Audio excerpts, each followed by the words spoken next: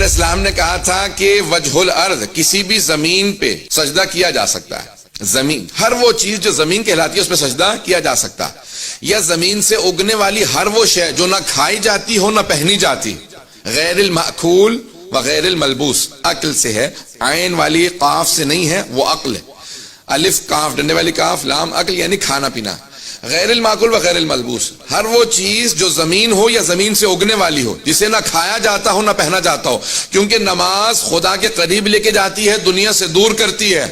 اور کھانا پینا لباس انسان کو دنیا دار بناتا ہے، تو کہا اس لیے کھانے پینے والی چیزوں اور پہننے والی چیزوں پہ سجدہ نہیں ہو سکتا، جیسے کپاس ہے یا کھانے پینے پھل سبزیاں وغیرہ ہیں، پان کے پتے پہ اس لیے نہیں ہو سکتا کیونکہ کھایا جاتا ہے، لیکن دوسرے پتوں پہ سجدہ ہو سکتا ہے، لکڑی پہ ہو سکتا ہے، ہر چیز پہ سجدہ ہو سکتا ہے، چٹائی پہ ہو سکتا ہے، لیکن ائمہ نے تاکید کی ہے کہ ہمیشہ تربت پہ سجدہ کرنا یہ مومن کی علامات میں سے، اور سے سنیں گے، کہا مومن کی علامات میں سے ہے کہ تربت سید الشہداء پہ سجدہ کرے، خاک شفا پہ۔ کامل الزیارات میں روایت ہے امام جعفر الصادق علیہ السلام سے،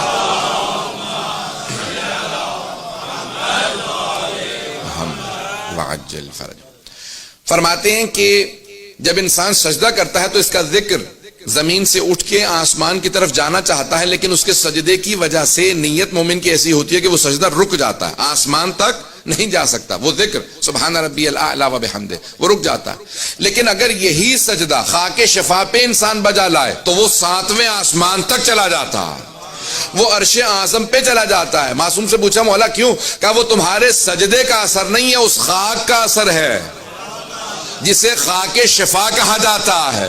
جس پہ جناب سید الشہداء کے خون کے قطرے گرے تھے، اس خون کا اثر یہ ہے کہ اگر اس پہ سجدہ کیا جائے تو وہ عرش اعظم تک جاتا ہے۔ کہ اس لیے مومن کی علامات میں سے علامت یہ ہے وہ ہمیشہ سجدگاہ رکھے گا، تعفیر الجبین، ہمیشہ خاک پہ سجدہ کرے گا۔ توجہ ہے اب تک لوگوں کی؟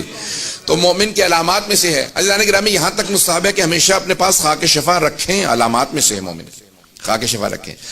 اگر سفر کر رہے ہو تو خاک شفا ساتھ رکھو، سمندر میں سفر کر رہے ہو، اگر امام فرماتے ہیں کہ تلاطم بڑھ جائے، سمندر کا مد و جزر بڑھ جائے، بہت زیادہ تیز پانی چلنے لگے، سیلاب آنے کی نوعیت آ جائے، تو کہا تھوڑی سی خاک شفا سمندر میں ڈال دینا، سمندر کو قرار آ جائے گا۔